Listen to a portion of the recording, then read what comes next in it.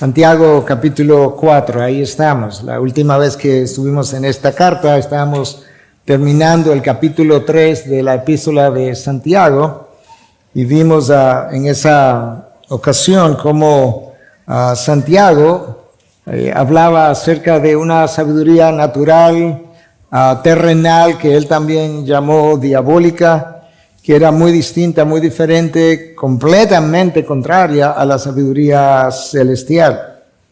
Y que esas dos sabidurías estaban eran opuestas la una a la otra. Inmediatamente después sigue un pasaje de Santiago que habíamos expuesto unos domingos atrás. Está en el capítulo 4, versículo del 1 al 3, donde Santiago nos dice que los conflictos que nosotros tenemos unos con otros se deben a una sola cosa, no dos, no tres, no son a cosas externas, son a cosas internas, a pasiones que combaten dentro de nosotros. Lo que tú ves externamente es solamente el reflejo de lo que pasa internamente. Esa es la realidad. El versículo que hoy nosotros necesitamos revisar son los versículos siguientes, a partir del versículo 4 hasta el 10. Santiago va a comenzar a hablarnos de dos formas distintas de caminar. Y por eso el texto pudiera ser abordado pensando en cómo no caminar con Dios, pero también pudiera ser abordado pensando en cómo caminar con Dios. Ambas cosas están en el mismo texto. De manera que yo voy a leer el texto con ustedes y luego voy a compartir con ustedes una serie de enseñanzas que salen del texto mismo y que yo creo que pueden ayudarnos a vivir de otra forma. Yo quisiera que prestara atención, que pudiera pedirle a Dios incluso que te abra los ojos del entendimiento para que estas palabras puedan llegar a tu mente y a tu corazón con la misma fuerza, el mismo impacto con el que el Espíritu las inspiró en el primer lugar. Capítulo 4, versículo 4. Oh almas adúlteras, ¿no saben ustedes que la amistad del mundo es enemistad hacia Dios? Por tanto, el que quiere ser amigo del mundo se constituye enemigo de Dios. ¿O piensan que la Escritura dice en vano, Dios celosamente anhela el Espíritu que ha hecho morar en nosotros? Pero Él da mayor gracia. Por eso dice, Dios resiste a los soberbios, pero da gracia a los humildes. Por tanto, sométanse a Dios, resistan pues al diablo y huirá de ustedes. Acérquense a Dios y Él se acercará a ustedes. Escucha. Limpien sus manos, pecadores, y ustedes de doble ánimo purifiquen sus corazones. Aflíjanse, lamentense y lloren. Que su risa se convierta en lamento y su gozo en tristeza. Humíllense en la presencia del Señor y Él los exaltará. Santiago comienza este texto llamando a sus lectores o a aquellos que fueran a oír la carta leída almas adúlteras. Y ciertamente ese calificativo llama poderosamente la atención, es confrontador, es incluso condenador, sobre todo cuando tú piensas que Santiago, como ya habíamos dicho, llama a los mismos lectores hermanos. Y le llama hermanos en 1:2, en 2:1, en 2:14, en 3:1, en 3:10 y en 3:12. Y luego les llama amados hermanos en 1:16, en 1:19 y en 2:5. Y ahora a esos hermanos que él llama amados, se diría a ellos como almas adúlteras. De manera que Santiago no le está hablando a gente que está allá afuera. Santiago no le está hablando a personas que están en una iglesia del Evangelio de la Prosperidad. Él está hablando a personas que creen esta palabra, que han puesto su fe en Cristo Jesús. Uno de los mejores académicos del Nuevo Testamento, Douglas Moo, comenta con relación a este calificativo de almas adúlteras que eso marca el comienzo de uno de los más fuertes llamados al arrepentimiento que tú puedas encontrar en todo el Nuevo Testamento. En otras palabras, el texto de hoy, del 4 al 10, que vamos a estar exponiendo, representa, en la opinión de este académico del Nuevo Testamento, y con toda razón, uno de los llamados más fuertes al arrepentimiento de parte de Santiago. Douglas Moo agrega que Santiago advierte a sus lectores acerca del peligro de coquetear con el mundo y las consecuencias que este coqueteo tiene en su relación con Dios. Como hemos dicho en más de una ocasión, Dios no tolera rival. Dios no tiene rival, pero tampoco los tolera. De manera que tú eres y yo, nosotros somos o amigos del mundo y amigos de Dios y enemigos del mundo. O somos enemigos de Dios y amigos del mundo. No hay zona gris, no hay zona intermedia. O eres una cosa o eres otra. O eres frío o eres caliente. No hay tibieza. Y recuerda que Cristo nos advirtió que si el mundo los odia, sepan que me ha odiado a mí antes que a ustedes. En otras palabras, no deben sorprenderse si de entre los miembros de su casa, de su familia, o en la sociedad, o de su trabajo, hay personas que les rechazan, les condenan, les odian. Sepan que la única forma como eso va a ocurrir es si ustedes están tratando de vivir la vida que yo compré para ustedes. En otras palabras, el mundo, la iglesia, el mundo no odia ni rechaza la iglesia que abraza sus formas, sus valores, su estilo de vida. No, el mundo se siente cómodo y se siente alegre y contento cuando la iglesia hace eso. El mundo odia al cristiano o a la iglesia cuando nosotros le resistimos a ser moldeados a su manera o a abrazar sus valores. Y la razón es muy sencilla, y es que personas santificadas por la palabra le recuerdan al mundo que Dios rechaza, condena todo tipo de mundanalidad. Déjame decir eso otra vez. Cuando tú vives en santidad, una santidad que el Espíritu ha cultivado en ti como fruto de que tú has consumido la palabra, esa forma de vivir le recuerda al mundo que Dios condena y rechaza toda forma de mundanalidad, no importa quién la practique. El mundo y Dios son dos amos encontrados, opuestos, y ambos hacen demandas contrarias, como dice Thomas Mason, uno de los puritanos del pasado. Dos amos encontrados, con demandas, pero contrarias. No pueden servir al dinero y a Dios al mismo tiempo. En realidad no pueden servir a Dios y a ninguna otra cosa al mismo tiempo. Cuando nosotros pensamos, hablamos, decidimos como el mundo lo hace, ese compromiso de valores no es poca cosa. En lo más mínimo. Cuando tú piensas como el mundo, decides como el mundo, hablas como el mundo, o yo en algún momento, ese compromiso de valores, ¿tú sabes cómo Dios le llama? Adulterio espiritual. Nosotros no lo vemos así porque estamos acostumbrados a adulterar espiritualmente contra Dios, de alguna forma o de otra. De hecho, estamos tan acostumbrados que a veces relajamos con nuestros adulterios espirituales. Si la verdad es conocida, la alianza de muchos que se identifican como cristianos es más con el reino de los hombres que con el reino de los cielos. Hermanos, algo que nos puede servir como una bandera roja en nuestro caminar.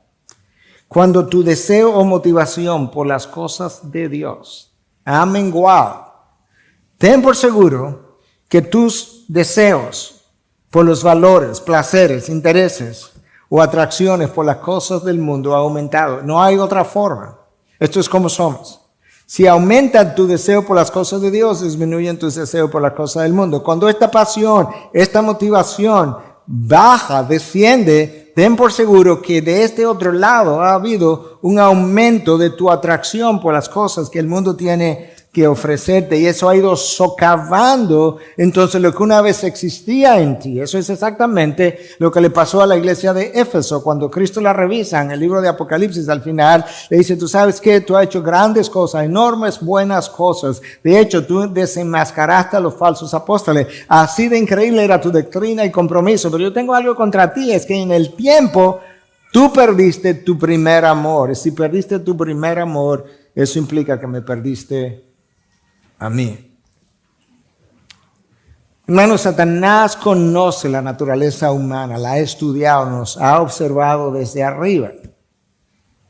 Y él sabe cómo entusiasmarnos con las cosas que el mundo tiene que ofrecernos. De manera que poco a poco él va ganando terreno en nuestro corazón de una forma imperceptible. Y de esa forma, como cuando él gana terreno en mi corazón, hay terreno de mi corazón que pertenecía a Dios y que ahora ha sido robado. Y de repente mi corazón comienza a latir más fuertemente por las cosas del mundo y más débilmente por las cosas de Dios. Y luego nos preguntamos, yo no sé lo que me ha pasado. Dios dice, no, yo sé lo que te ha pasado. Es que tu corazón está latiendo por dos cosas al mismo tiempo. Está asincrónico. Está en una arritmia espiritual.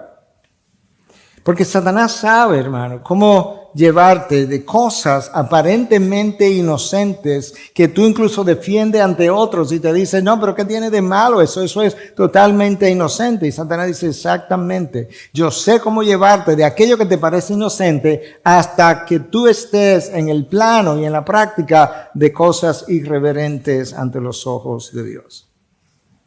La especialidad de Satanás tú la puedes ver en el jardín del Edén. Es la capacidad que él tiene de llevarte de una mirada a la fruta prohibida hasta una mordida a dicha fruta. Primero la miras. La mirada es inocente. Solamente estoy viendo el brillo de la fruta. Él sabe cómo llevarte desde ahí hasta la mordida y las consecuencias luego serán naturales. Y así ocurre en el mundo.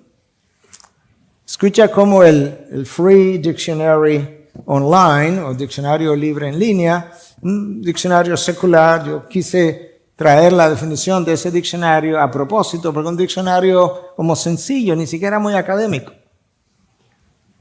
Escucha cómo define la mundanalidad. Yo pensaba que lo haría de una forma que se refiriera a cosas extremas de inmoralidad. Escucha. Simplemente dice lo siguiente, es el apego a las cosas de este mundo. ¿Cómo? El mundo secular conoce cosas mejor que el mundo de Dios, el reino de Dios. El simple apego a las cosas de este mundo, dice el diccionario, es una mundanalidad. De manera que todo aquel que está preocupado por las cosas de este mundo es un mundano, de acuerdo a este diccionario. A nosotros no nos gusta pensar de esa manera, porque nosotros tenemos apegos a la cosa del mundo y preferimos pensar que mundanalidad tiene que ver, como hemos dicho otras veces, con droga y sexo y pornografía y vanidad y todo lo demás, pero resulta que no es así. La definición de mundanalidad es el deseo, el amor, el apego a las cosas pasajeras de este mundo temporal. El diccionario de la Real Academia dice que mundano se dice de una persona inclinada a los placeres, y ahí diríamos, bueno, se entiende, pero escucha ahora, y frivolidades de la vida social, las frivolidades, las superficialidades, aquellas cosas temporales, sin valor eterno, que queremos defender porque son las cosas que nosotros practicamos y vivimos. Santiago en el texto de hoy tiene mucho que decirnos de esa forma de vivir, de pensar. Y yo he titulado el mensaje, ¿Cómo caminar con Dios? Yo creo que es la mejor forma de verlo, cómo caminar con Dios. Yo no sé si tú has pensado acerca de esa frase, ¿cómo caminar con Dios? Porque mucha gente te habla de que yo soy un hombre de fe o una mujer de fe o yo soy creyente.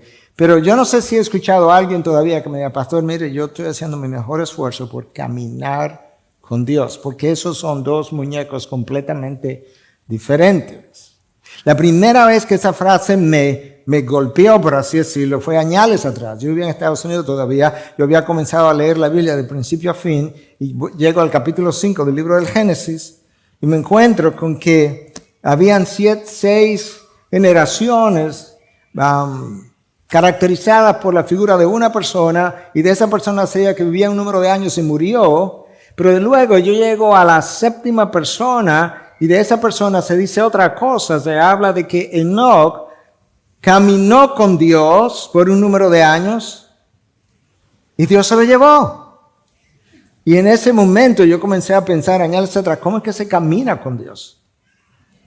Porque fue tan distinto. La palabra no me dice en el Génesis que los otros no creyeron en Dios. Lo que me dice es que éste vivió de una manera que los otros no vivieron. Y siempre me intrigó entonces la pregunta de cómo es que se camina con Dios. Yo creo que Santiago en este texto me dice claramente cómo no se camina con Dios y cómo se camina con Dios.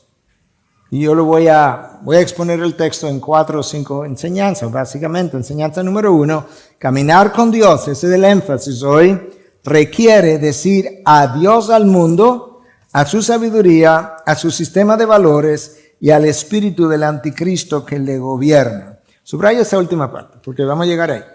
Y al espíritu del anticristo que le gobierna. Versículo 4, oh almas adúlteras, ¿no saben ustedes que la amistad del mundo es enemistad hacia Dios? Por tanto, el que quiere ser amigo del mundo se constituye enemigo de Dios. En otras palabras, otra vez, no hay término medio, no hay zona gris, o es blanco o es negro. Hermanos, cada vez que, si tú lees la Biblia, si has leído la Biblia con detenimiento, y tú lees y te detienes a pensar, ¿cómo dice la Biblia que yo debo pensar y vivir y sentir? Y luego miras y te detienes a ver otra vez cómo es que el mundo lo hace. Tú te darás cuenta entonces que el mundo, si le prestas atención a cómo el mundo habla, cómo compra, cómo vende, cómo piensa, cómo negocia, cómo educa, cómo trabaja, cómo se divierte y todo lo demás, te vas a percatar inmediatamente que hay una enorme diferencia entre lo que es la cosmovisión bíblica y la ética de vida del reino de los cielos aquí en la tierra, que somos nosotros quienes le representamos, y lo que el mundo piensa, valora, cómo mide. Son cosmovisiones encontradas. Y eso tiene sentido porque Juan le dice, el discípulo amado, el último de ellos, en su primera carta, en 5:19, escucha lo que dice. El mundo entero está bajo el poder del maligno. ¿Te acuerdas lo que yo te dije del espíritu del anticristo que gobierna este mundo? Bajo el cual el mundo opera. La razón por la que el mundo opera bajo esa sabiduría y criterio es que el mundo entero yace bajo el poder del maligno. Por eso Cristo vino a rescatar lo que se había perdido. Déjame darte algunas ilustraciones simplemente para que puedas entender lo encontrado que están estos dos reinos. Para el mundo, ser libre es tener la libertad de hacer lo que tú quieras, independientemente si eso daña a otro o daña tu relación con Dios o te daña a ti mismo. De lo contrario, tú no eres libre. Felicidad es la experiencia del placer. Si llegas a ser próspero, no importa si lo haces rápido y fácil y de manera ilícita. Las metas, de hecho, no tienen que ser éticas, solo tienen que cumplir con los propósitos que tú te has propuesto alcanzar. La vida no tiene valor, ningún valor. De hecho, la evidencia es tan grande que peleamos, mujeres van a pelear en los tribunales para tener el derecho de matar a sus hijos en sus propios vientres, hijos que ellas mismas concibieron. La vida no tiene ningún valor para el mundo. Los títulos te dan importancia. El cuerpo es para ser exhibido. Si lo tienes, exhíbelo. El sexo para ser disfrutado libremente. La mentira es normal, todo el mundo la dice. La pornografía, pastor, usted está pasado, eso es diversión. De hecho, eso es expresión gráfica. La gente tiene la libertad de la expresión. Y ahora entiende por qué Santiago te dice, esa sabiduría es diabólica. Simplemente terrenal, no simplemente natural, no, es diabólica. Y cuando Santiago usa el término almas adúlteras, al cual ya aludimos, él no está pensando en la fornicación que tú y yo conocemos. Él está pensando en otra idea, él está pensando en fornicación espiritual. Es una metáfora. ¿Ok? La razón es que como tú estás unido a Cristo y yo también, Cristo es el esposo de la iglesia y nosotros formamos la iglesia es su novia. Cuando su iglesia es infiel en cualquiera de sus formas, eso es fornicación espiritual. La iglesia o el pueblo de Dios es llamado la esposa infiel en Jeremías 3:20. Y en Jeremías 3:6, escucha lo que el profeta Jeremías le dice a la nación. Jeremías dice, el Señor me dijo en días del rey Josías, ¿has visto lo que hizo la infiel Israel? Esa es su esposa. Ella andaba sobre todo monte alto y bajo todo árbol frondoso allí se prostituía. Dios no se estaba refiriendo a que Israel estaba tendiendo camas debajo de árboles frondosos. No. Debajo de todo árbol frondoso construyó altares. Y allí hizo sacrificios a sus dioses. E incluso llegó a ofrecer sus propios hijos. Cosa que ni me pasaron por la mente hasta que ellos la hicieron. Es la forma del profeta de Dios decir, metafóricamente a través del profeta, debajo de todo árbol frondoso, allí Israel fornicaba. Mira cómo Dios habla a través del profeta Ezequiel, a través de nuevo de una metáfora, cómo le deja ver, yo quiero que sepas que cuando tienes ídolos, cuando amas cosas por encima de mí, que en el caso de Israel eran ídolos de piedra, de plata, de oro, de madera. En el caso nuestro son ídolos más sofisticados, pero en el caso de Israel, escucha lo que Dios dice a través de Ezequiel 16:25. Es un lenguaje fuerte, pero es real aún en nuestro idioma español. En el hebreo es todavía más fuerte. Escucha cómo comienza. En cada esquina construiste santuarios y degradaste tu belleza. Ahora escucha. Porque esta es la metáfora fuerte. Te abriste de piernas o abriste las piernas. Y a cualquiera que pasaba, y fornicaste sin cesar.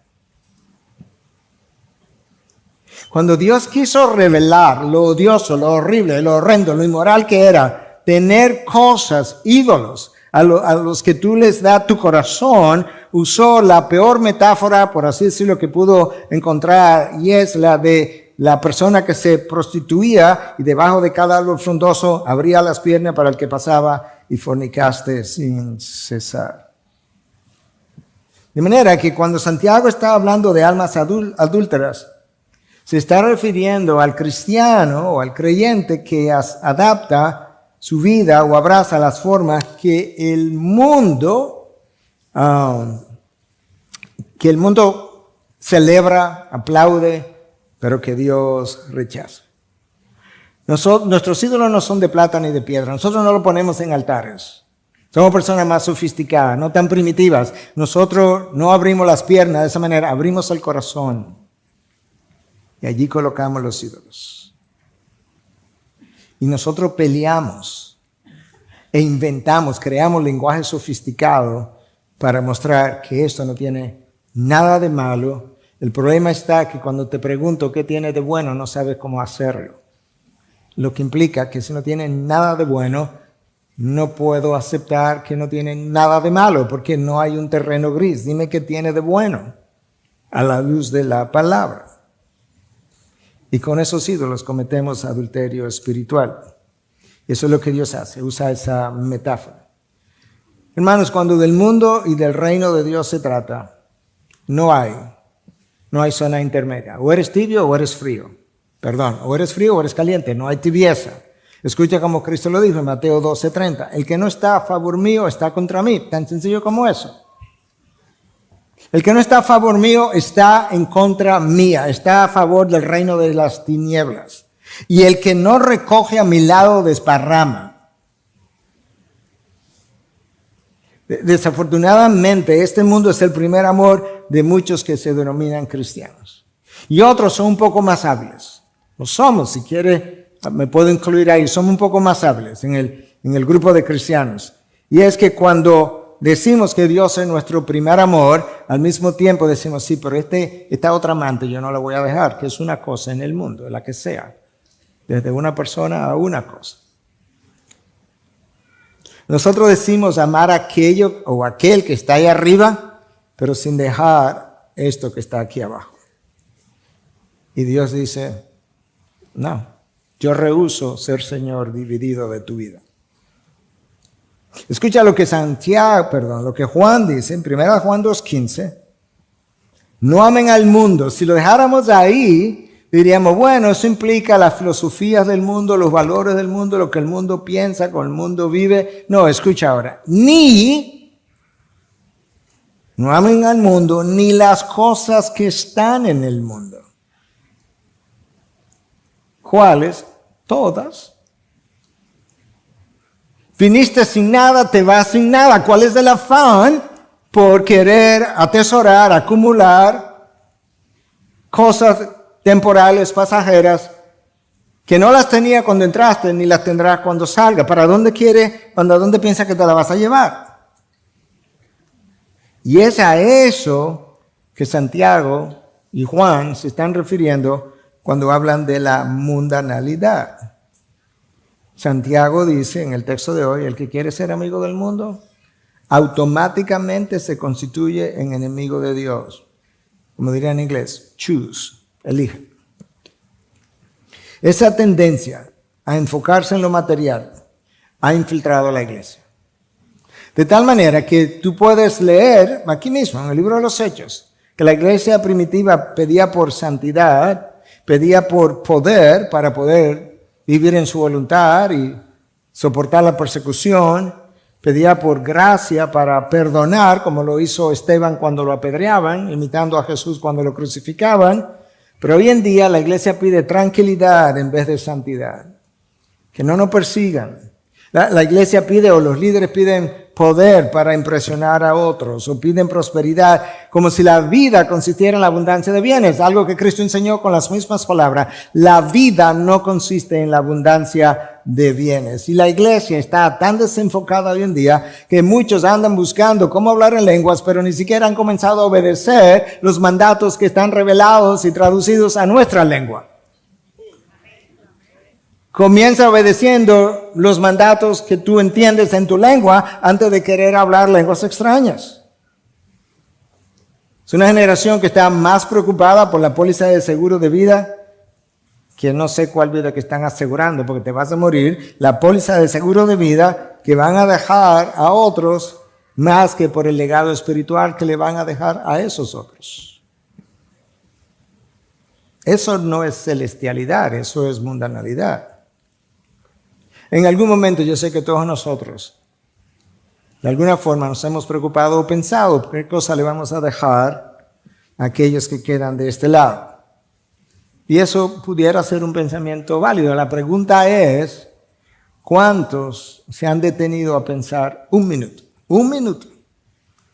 ¿Cuál es el legado espiritual que le voy a dejar a mis hijos o a mi esposa? Y después de determinar cuál es, ¿cuánto han dicho, yo voy a construir mi vida para dejar ese legado espiritual? ¿Cuántos han pensado dejar quizá una pequeña biblioteca de unos cuantos libros subrayados, marcados, para decirle a la generación posterior a sus hijos, estos libros, estas verdades, estos principios me marcaron por el resto de mi vida? Quizás si tú lo pones en práctica, quizás marquen tu derrotero. Yo les he contado en otras ocasiones, a la edad de 12 años, yo abrí uno de esos libros que mi papá leyó, se llamaba La educación de un niño excepcional, y la primera frase con la que me encontré decía, no hay nada más desigual que tratar igual a los que no son iguales, y fui marcado para siempre, con el entendimiento de esa frase. Joel Beeke, uno de los hombres de Dios que ha estudiado a los puritanos, probablemente más que cualquier otro en nuestros días, está vivo con nosotros todavía. Dice que la meta de los que persiguen el mundo es moverse hacia adelante en vez de moverse hacia arriba. Es vivir horizontalmente en vez de vivir verticalmente. Buscan prosperidad en vez de santidad. Es como que quieren prosperar en lo económico antes de prosperar en lo santo. Hablan de deseos egoístas en vez de oraciones que salen del corazón. Si no niegan a Dios, lo ignoran o lo olvidan. Cada vez que tú y yo pecamos, ¿sabes qué? No decimos Dios no existe. ¿Sabes lo que hacemos? Lo ignoramos o lo olvidamos para poder pecar. Porque si lo mantenemos en mente, sabemos que Él nos va a evitar pecar. Entonces lo ignoramos o lo olvidamos. Vicky dice, o peor aún, lo usan para fines egoístas. La mundanalidad, cierra la cita, es la naturaleza humana sin Dios.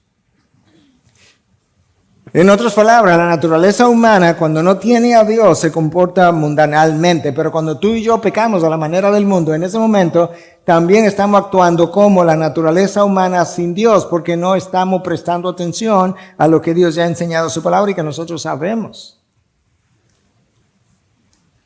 C.J. Mahaney en su libro Worldliness o Mundanalidad dice, el mayor peligro de la iglesia de hoy no es persecución por parte del mundo. La persecución no debe ser tu problema. Tú debes cuidarte. Escucha, déjame leer la cita entera. Ahora, el mayor peligro de la iglesia de hoy no es persecución por parte del mundo, sino seducción.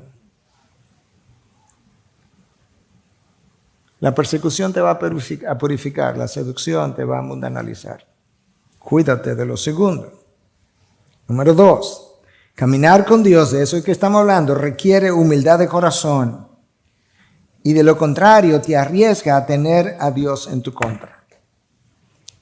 Hermanos, caminar con orgullo no es poca cosa.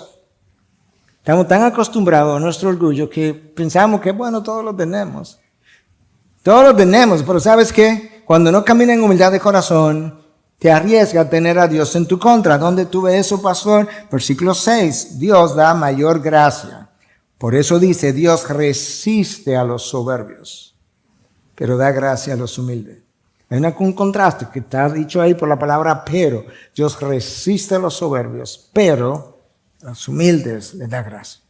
Nota que el texto no dice que Dios ignora, olvida, deja a un lado a los soberbios. No, Él se opone, se pone en su camino, le hace la vida imposible, por así decirlo. Hermano, piensa que cuando tú estás frente a alguien que es orgulloso y tú lo estás detectando, tú tienes como algo dentro que para ti ese orgullo es como casi ofensivo. Pues sabes una cosa, el orgullo que es ofensivo para ti es repulsivo para Dios. Y Dios lo ha revelado de más de una forma. Si tú quieres saber qué tan repulsivo es el orgullo para Dios, cuando el rey Saúl en su orgullo decidió ofrecer sacrificio que no le estaba permitido porque no era sacerdote, Dios le arrebató el reino en una noche, una sola decisión, una mala decisión, el reino te ha sido quitado. Lo dejó como rey, pero no tenía la aprobación de Dios y eventualmente terminó muriendo. Cuando el rey Usías, que había sido un buen rey por 50 años, se le ocurrió hacer exactamente lo mismo y ofreció sacrificio en el templo de Dios después que su corazón se había vuelto arrogante, dice el texto bíblico, Dios hizo que le cayera lepra y fue sacado de medio del pueblo por los últimos 15 años. Cuando Nabucodonosor sale al balcón y mira hacia Babilonia y dice, ¿no es esta la gran Babilonia que yo he edificado como residencia real con la fuerza de mi poder y para la gloria de mi majestad? Dios lo llevó al campo y lo hizo comer hierba por 7 años. Dios resiste a los soberbios. Cuando el rey Herodes, el hijo del gran Herodes, no el Herodes que estaba cuando Cristo nació, no, su sucesor, cuando el rey Herodes se enalteció, Hechos 12:23, y de la misma manera proclamó su gloria, dice el texto que al instante un ángel del Señor lo hirió por no haber dado la gloria a Dios y Herodes murió comido de gusanos. Dios tiene problema con el soberbio, con el orgulloso. El problema es que el orgulloso frecuentemente no escucha a nadie, solo cree en sí mismo, piensa en sí mismo, decide por sí mismo y para sí mismo. El problema que Dios tiene con el orgullo es que el orgullo es nuestra declaración de independencia y de autonomía. Yo sé, yo puedo. No necesito a nadie más. No necesito el consejo de ninguna otra persona. Nuestro orgullo, nuestra declaración de independencia y de autonomía a lo Adán, a lo Frank Sinatra, a mi manera. Dios se opone al corazón orgulloso. ¿Por qué? Porque el orgullo del hombre niega la soberanía de Dios. El orgullo del hombre toma sus propias decisiones contra todo consejo bíblico y todo otro consejo humano de parte de personas de Dios. El orgullo indispone al hombre para el aprendizaje. El orgullo te vuelve altamente vulnerable, porque como dice el libro de Proverbios, antes de tu caída surgió tu arrogancia, tu soberbia o tu orgullo, dependiendo de tu traducción. Cada caída de cualquier ser humano, no importa si es la mía, Dios no lo permite en el día de mañana, ha sido precedida por orgullo en mi corazón o en tu corazón. El orgullo se cree autosuficiente. Santiago dice, el Señor, Dios se opone a los soberbios. Y ya Dios había dicho a través de uno de los salmistas, no toleraré al de ojos altaneros y de corazón arrogante. Dios no dice que lo olvidará, no lo voy a tolerar. Como no toleré a Herodes, ni a Nabucodonosor, ni a Saúl, ni a Usías, ni a ningún otro. Y en Proverbios 6, 16 al 17 se nos dice que Dios odia al de ojos soberbios. ¿Tú viste lo que el texto dice? No dice que Dios odia a la soberbia de manera impersonal. No, yo odio a la persona de ojos soberbios. Y hermanos, ¿cuántas veces nosotros nos hemos comportado con soberbia delante de Dios? ¿Cuántas veces nosotros hemos pensado, dicho, voy a hacer esto o aquello y alguien nos ha recordado, pero sabes que eso tiene consecuencias? No, yo sé, pero yo las enfrento. ¿Qué? ¿Cuántas veces hemos desafiado la autoridad de Dios? No, pastor, mire, yo sé que yo peco, pero yo no desafío la autoridad de Dios. ¿O no? Cada vez que tú pecas, o yo peco, sabiendo que es pecado lo que voy a hacer, has desafiado la autoridad de Dios. Tú la conoces, yo también. Y por encima de lo que conozco, yo voy y lo hago. Eso es un desafío a su autoridad revelada. Y a veces entonces, bueno, tú no vas a oír a Dios hablándote, pero en tu vida cuando nos comportamos de esa manera y comienzas a encontrar oposición o las puertas no se abren, las circunstancias no se dan, puede ser más de una cosa, pero frecuentemente es Dios que se ha opuesto a tu insubordinación, porque Él se opone al orgulloso. En Santiago 4:6, Dios nos dice cómo caminar con Él. Dios da gracia a los humildes. Camina en humildad. ¿Tú quieres mi gracia? No es tan compleja. Tú solamente tienes que caminar en humildad. La palabra humildad no existía en el lenguaje de los griegos ni de los romanos. Los humildes para ellos eran personas que no eran nobles. No tenían ningún valor. Eran como serviles, indignas. Hubo que acuñar una palabra en el mundo cristiano para poder entender la humildad como un valor cultivable y necesario. ¿Tú te imaginas eso? Hasta ahí de extraño es el reino de los cielos. La persona humilde es alguien que se ve a sí mismo como Dios lo ve. ¿Tú sabes cómo Dios te ve? Ve todo el sucio que está dentro de ti, dentro de mí, aún después de haber sido regenerado. Y nos ve como alguien que no merece el perdón, pero que en su amor incondicional decidió amarme. La persona humilde sabe que no tiene méritos delante de Dios. No tiene mérito delante de Dios. Él sabe que no es meritoria aún delante de los hombres. Y por eso entiende que no es merecedora para ser tomada en cuenta o invitada. Honestamente, hermanos, cuando la persona humilde, cuando es invitado, más bien se sorprende de que lo hayan invitado. No es como que me invitaron a, no sé, a una conferencia. Claro, yo sé por qué. No. Wow, en serio. Caminar con Dios requiere, metafóricamente hablando, caminar con la frente baja. No con la frente en alto, mirando a los otros por encima de los hombros. Hermanos, si tú lees esta Biblia te das cuenta que Dios usa enormemente a las personas humildes. El orgulloso no es inútil, es inservible para Dios. A mí siempre me ha sorprendido la manera como Dios usó a Moisés. Yo no sé si hay otro líder en el Antiguo Testamento que haya sido usado como Moisés fue usado, y eso me llamó extraordinariamente la atención, pero luego yo encontré el porqué leyendo la Biblia. Número 12:3 me dice que Moisés era un hombre muy humilde, escucha, más que cualquier otro hombre sobre la superficie de la tierra. Yo entiendo. Si no había nadie más humilde que Moisés, entonces no había nadie más útil para Dios que Moisés. Y tú sabes por qué, entre otras cosas que Dios pueda decir, es que la persona humilde es la que sabe manejar las bendiciones del Señor. Cuando el humilde es bendecido, él no cree que se ganó esas bendiciones.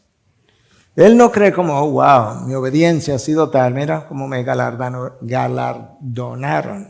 No. Él no cree que se merecía tales cosas.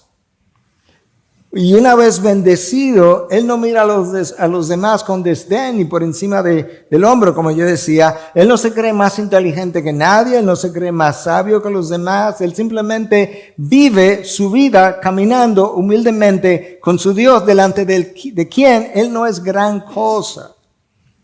Pero Dios se complace en usarlo. Dios dice en Isaías 57:15 que el Señor habita con el de espíritu humilde y que vivifica el espíritu de los humildes. Él habita cercano de los humildes, le hace sentir su presencia manifiesta, y cuando está cansado le vivifica, y cuando está triste le vivifica, y cuando necesita un push extra, un empuje extra, el Señor vivifica su espíritu. Miqueas 6:8 le dice, ¿sabes qué? Caminar con Dios no es tan complicado. Oye, lo único que Dios requiere. Escucha, número 1, tú practicas la justicia. Número 2, tú amas la misericordia. Y número 3, anda humildemente con tu Dios. Tú ves que se camina con Dios. Eso es Dios diciendo. Yo quiero que practiques la justicia en toda la extensión de la palabra. Yo quiero que ames la misericordia. Y yo quiero que tú andes humildemente conmigo. ¿Sabes qué, hermanos?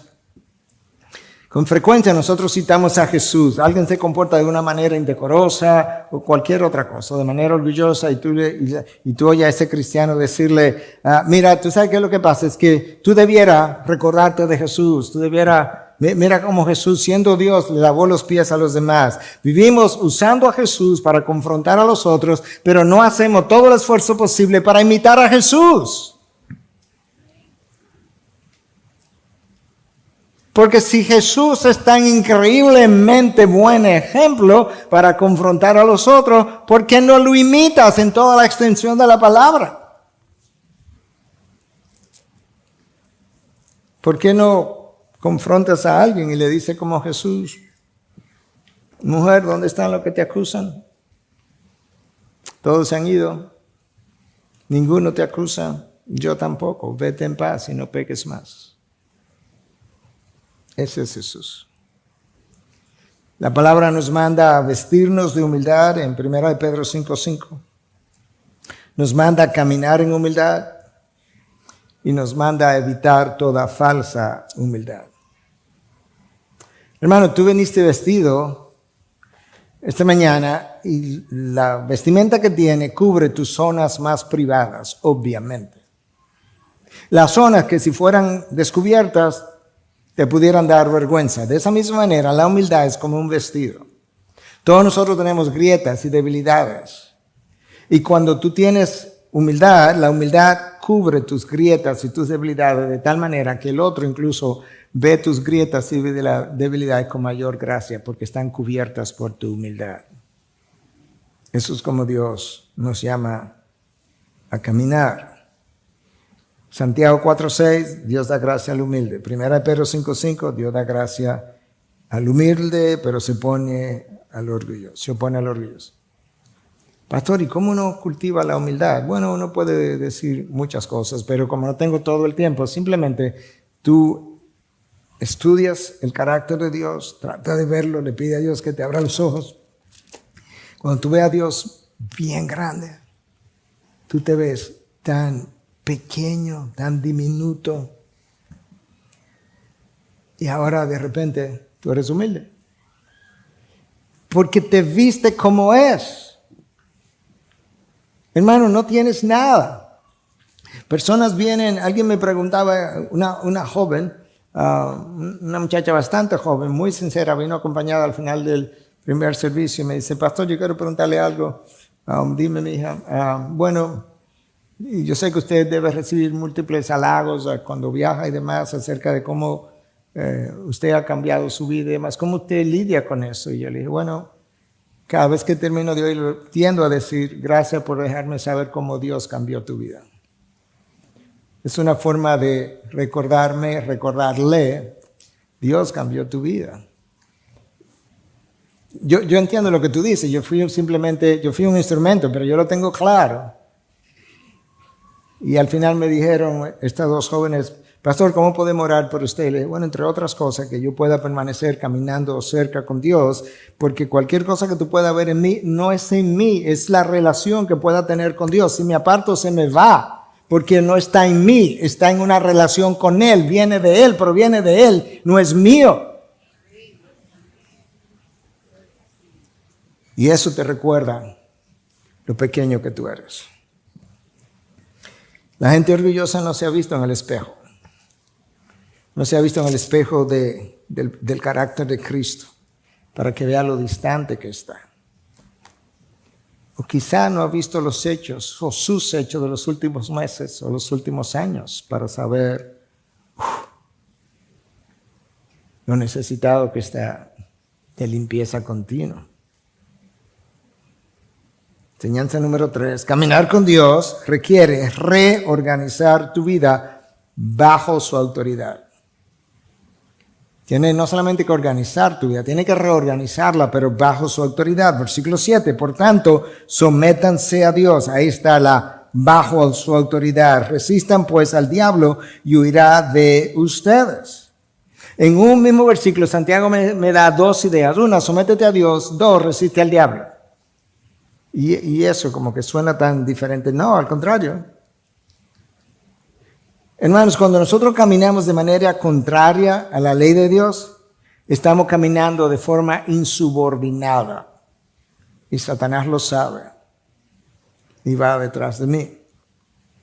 Nuestra insubordinación me vuelve altamente vulnerable y en poco tiempo soy presa de Satanás.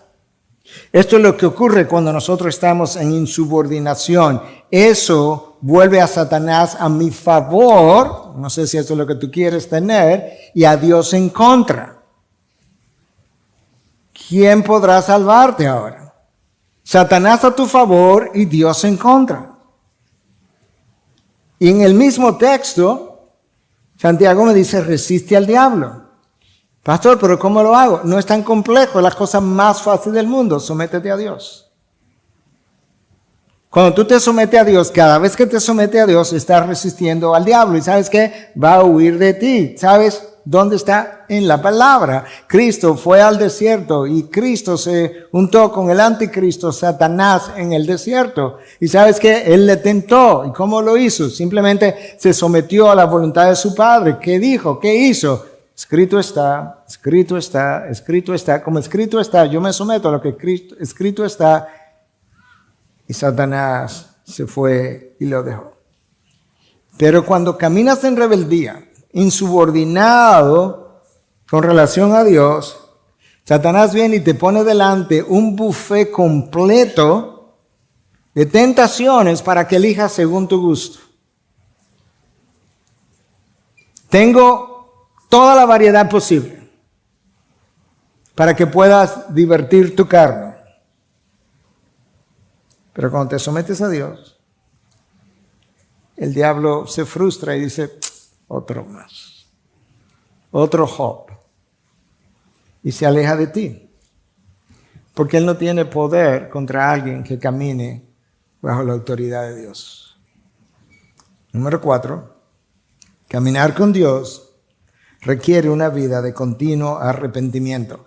Para allá era que Santiago iba desde que inició el versículo 4, para este texto. Caminar con Dios requiere una vida de continuo arrepentimiento. Escucha ahora versículos 8 y 9. Acérquense a Dios y Él se acercará a ustedes. Limpien sus manos, pecadores, y ustedes de doble ánimo purifiquen sus corazones. Aflíjanse, lamentense y lloren, que su risa se convierta en lamento y su gozo en tristeza. ¿Y cómo es, Santiago? En el contexto, acercarte a Dios implica alejarnos de nuestros pecados. Santiago le está diciendo, recuerda que le está llamando a sus hermanos amados, almas adúlteras, le está diciendo, acércate a Dios. ¿Por qué? Porque te has alejado de Él. Cada vez que le da rienda o le abre la puerta al pecado, te has alejado de Dios. Tu vida luce mucho más desordenada. Esa es la mala noticia. La buena noticia es que cada vez que te acerca a Dios, Dios se acerca a ti. Es lo que Santiago dice. Acérquense a Dios y Él se acercará a ustedes. No es como que te acercas a Dios y Dios está que te dice, ajá, ahora sí viene, ¿verdad? Después que sufriste la consecuencia, buen sinvergüenza. No. El hijo pródigo lo tipifica. Él se alejó de su padre, que tipificaba a Dios, gastó todo lo que tenía y después que gastó todo lo que tenía en sus placeres, regresó. Eso es lo que implica acercarse a Dios. Tú regresas, te devuelve en vía contraria. ¿Y qué hizo el padre? Que el padre le abrió los brazos y lo recibió. Y Santiago te está diciendo exactamente la misma cosa. Acércate a Dios, Él se va a acercar a ti. Santiago no está hablando simplemente de confesar tu pecado, está hablando de un cambio de vida radical, como le pasó al hijo pródigo, que cambió su estilo de vida radicalmente y ahora está caminando, comenzó a caminar en santidad. Es como que alguien te hubiese visto envuelto en tus pecados y te hubiese dicho, wow, tú estabas tan sucio y ahora te veo tan santo que ni te conozco. Porque frecuentemente es al revés, como que alguien estaba caminando tan bien, después estaba caminando tan mal, y alguien le dice, oye, pero yo ni te conozco. No, que sea al revés, que estaba caminando tan mal, y estaba tan sucio, que ahora me arrepentí y me ven tan limpio que me dicen, es que yo no te conozco. No, es que no me puedes conocer, porque estoy caminando de otra manera. Y Santiago dice, ustedes de doble ánimo purifican sus corazones. Para Santiago, la persona de doble ánimo es aquella que dice ser cristiano, pero vive como si Dios no existiera, como si Dios no juzgara, como si Dios no reaccionara en contra de aquello que a Él no le complace. El arrepentimiento es nuestra manera de limpiar nuestros corazones. Y ahora, en esta última parte, versículo 9, Santiago hace un llamado serio relacionado a mi necesidad de arrepentirme. Escucha cómo lo dice en el versículo 9. Aflíjanse, lamentense y lloren. Que su risa se convierta en lamento y su gozo en tristeza. Volviendo a referenciar a Douglas Moo, él nos dice lo siguiente con relación a este texto. La risa es frecuentemente la marca del necio en el Antiguo Testamento y en la literatura judía. Es típica de la persona que se burla de la idea de vivir moralmente y que abiertamente lleva una vida de indolencia y de placer. Es como la persona que, mira sigue ahí, voy a vivir mi vida, bebe y come que luego nos divertiremos. El Proverbio 10:23 dice que para el necio, escucha, para el necio hacer maldad es diversión, esa es la risa. Encuentra un sentido de diversión, de risa en la maldad. Cristo se refirió a este lenguaje que Santiago usa de la misma manera. En Lucas 6:25, escucha, hay de ustedes los que ahora ríen porque se lamentarán y llorarán. Hay de ustedes que hoy celebran su maldad porque se lamentarán y llorarán. Hermano, la persona a lo que Santiago está aludiendo cuando dice aflíjanse, lamenten y lloren, es que él sabe que la persona arrepentida se siente triste por su pecado. Si no te sientes triste porque nadie se enteró, y lo que está es simplemente contento, no estás arrepentido. Porque cuando se enteran de mi pecado, quizá me da vergüenza. Eso es otra cosa. La experiencia de devolverme y la experiencia de dolor forman parte del vocabulario de arrepentimiento en el hebreo. Y Santiago, por eso Santiago está diciendo, arrepiéntanse de verdad hasta el punto que aflíjanse la mente y lloren, porque entonces esa es la evidencia. Enseñanza número 5 y última.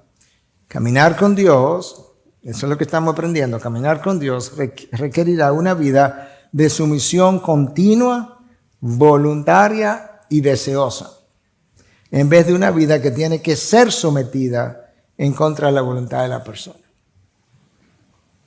Versículo 10, humíllense en la presencia del Señor y Él los exaltará. Ustedes se humillan, eso es lo que Santiago está diciendo. En ocasiones en consejería alguien te pregunta, ¿verdad? Tú le dices, o tú le preguntas, ¿y cómo tú estás lidiando con todo eso en tu contra? Bueno, imagínense, hay que someterse porque no hay de otra.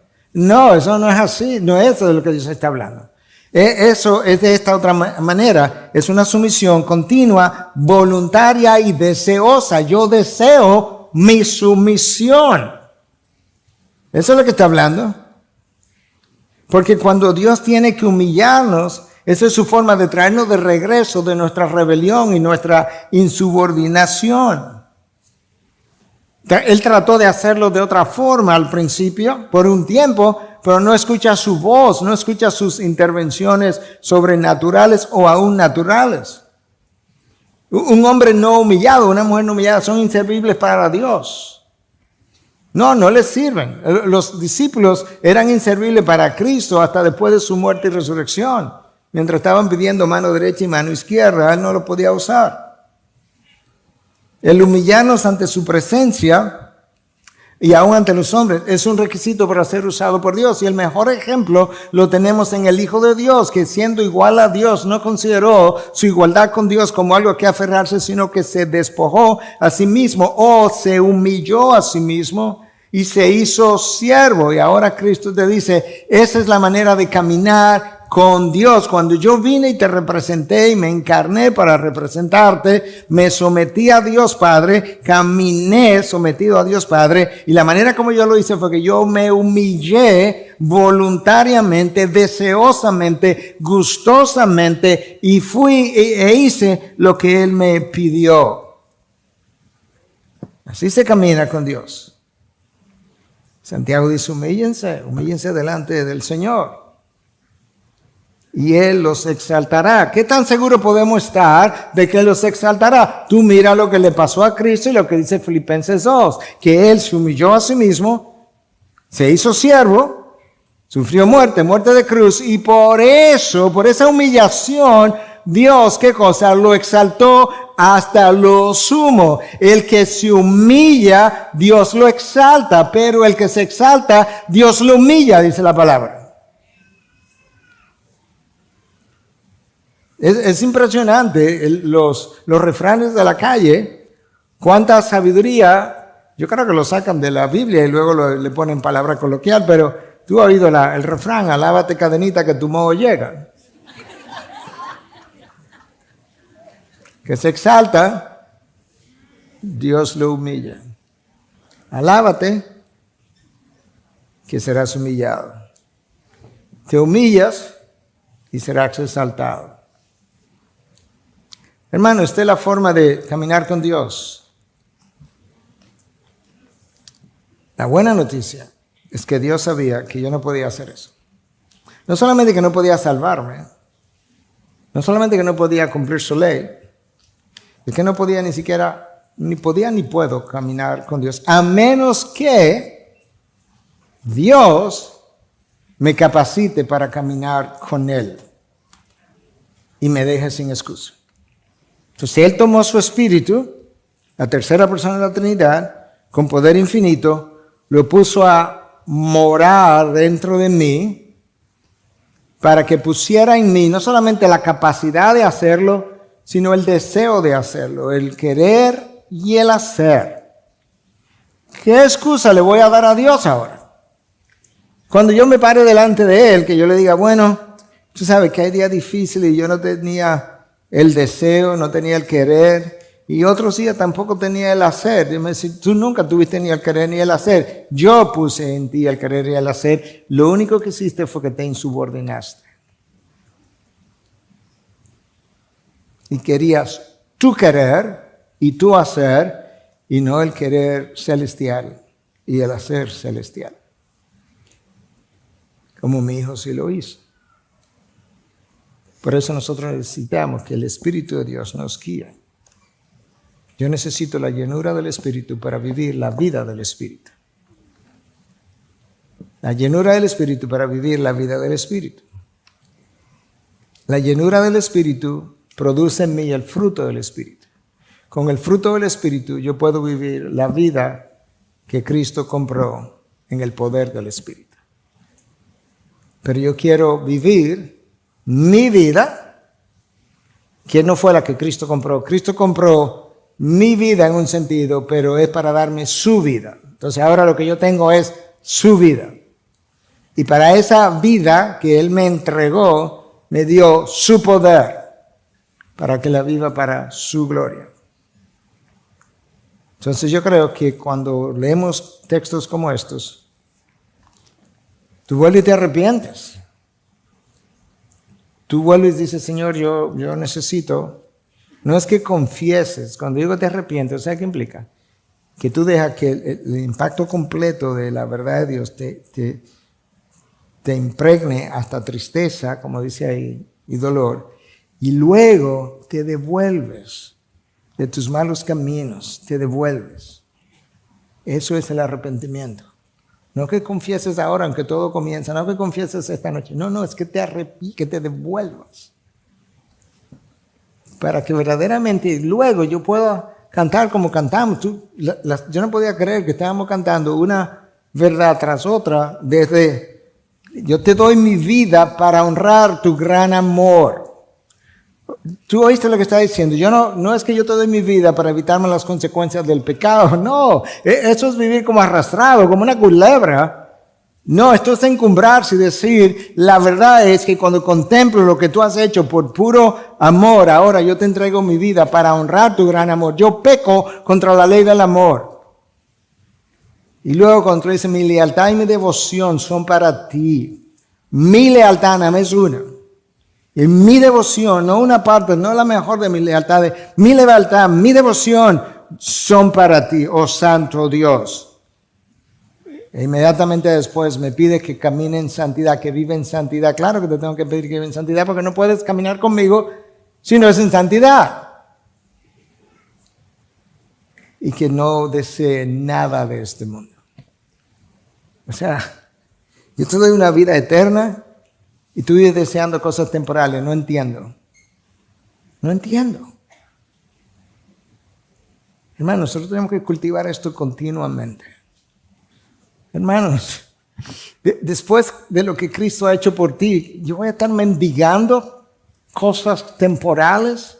No, yo tengo que cultivar las cosas que tienen calidad moral y valor moral. Tú no tienes nada que me pueda ofrecer que me motive más que no sea el hecho de que ya yo sé que Cristo me pagó hace 2000 años. Y eso le dije a otro de esos pacientes en este año, pastor, pero dígame cómo le pago. Y que yo estoy pago de hace 2000 años, no sé cómo me pagaría. Tienes que deshacerte de los valores de este mundo. Padre, gracias.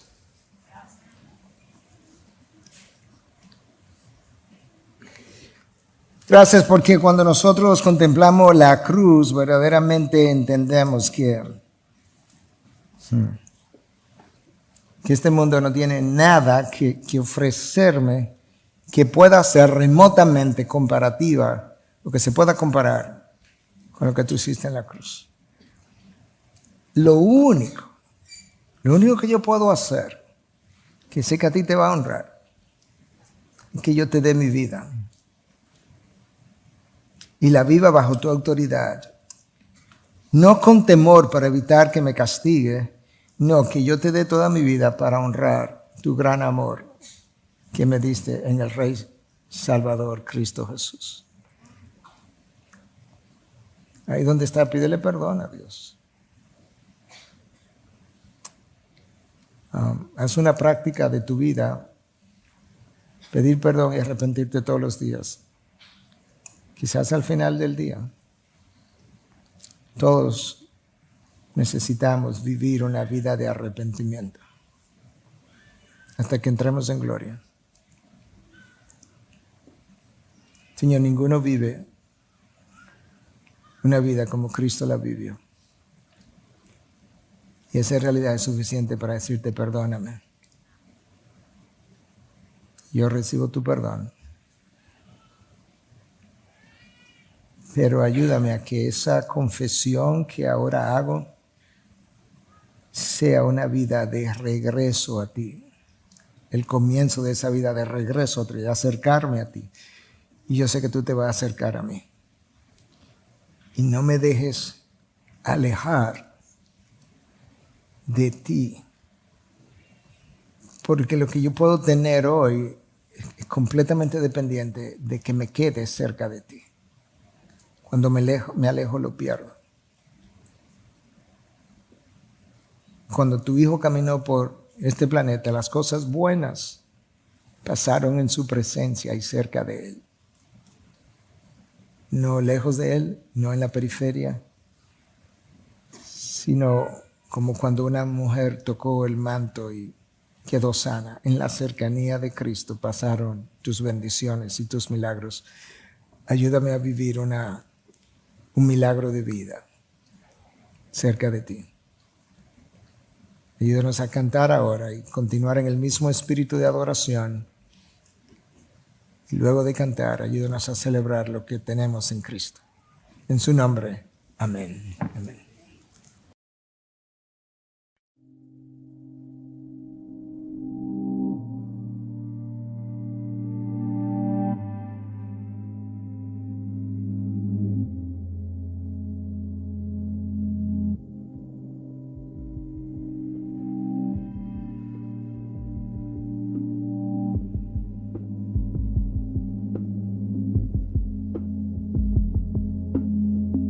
I sent my name into the void. It came back shaped like fractured noise. My hands dissolve, my pulse is slow. Time hums in loops I used to know. Stars don't blink, they stare me down.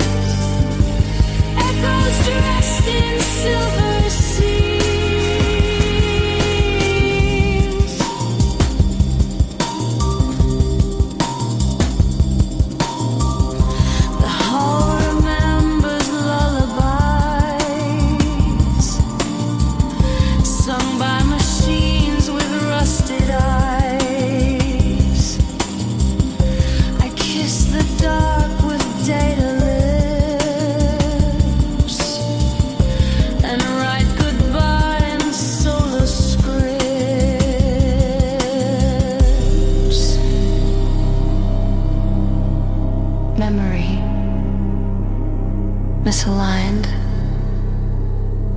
orbit failed, transmission ends. I remain.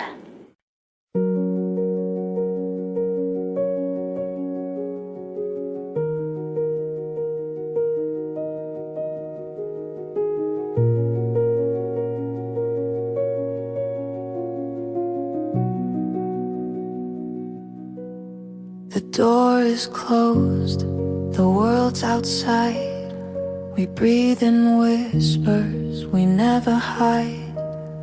The air remembers what we've been.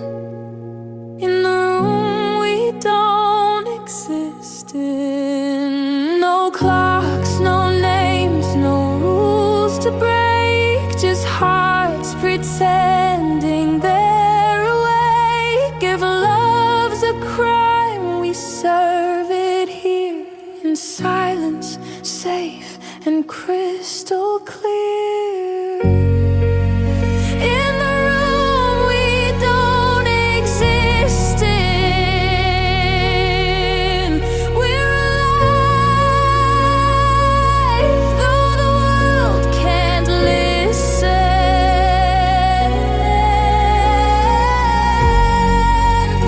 Every touch rewrites what's real.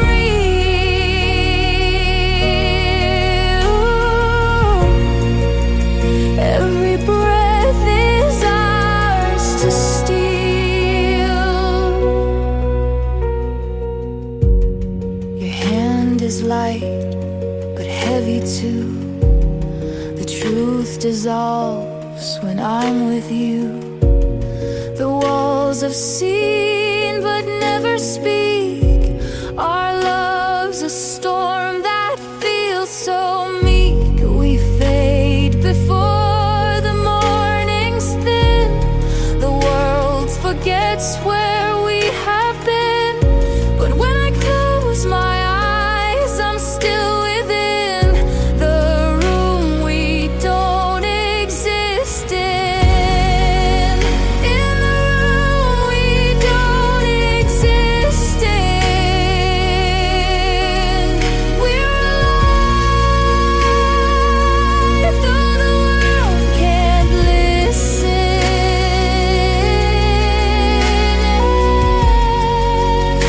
Every touch rewrites what's real.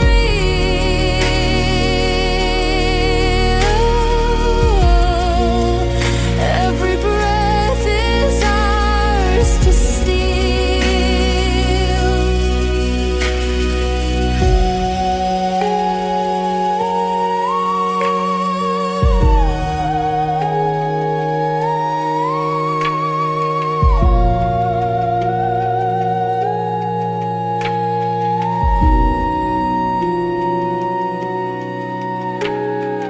hang drum echoes soft and slow like raindrops in a dream shadow. Piano weaves what words can't say, and cello cries the night away.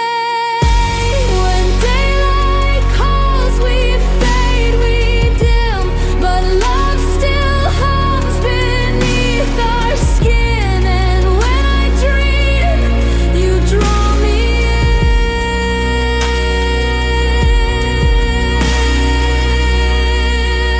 into the room we don't exist in.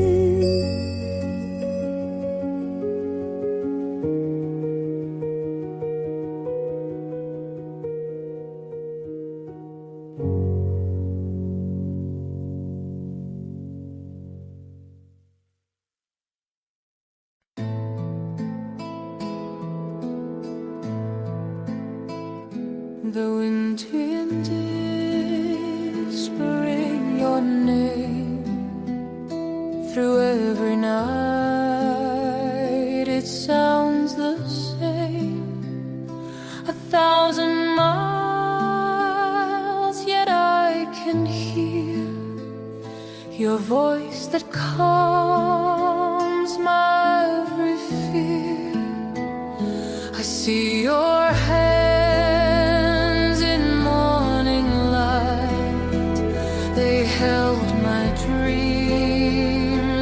shape my life. The world is cold, but I still find your lullaby within my mind.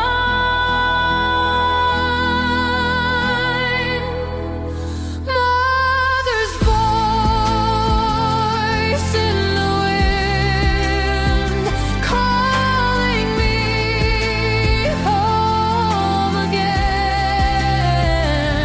Through the noise of the world outside, your song still echoes deep inside. Though I'm far, I still begin with mother's voice in the wind.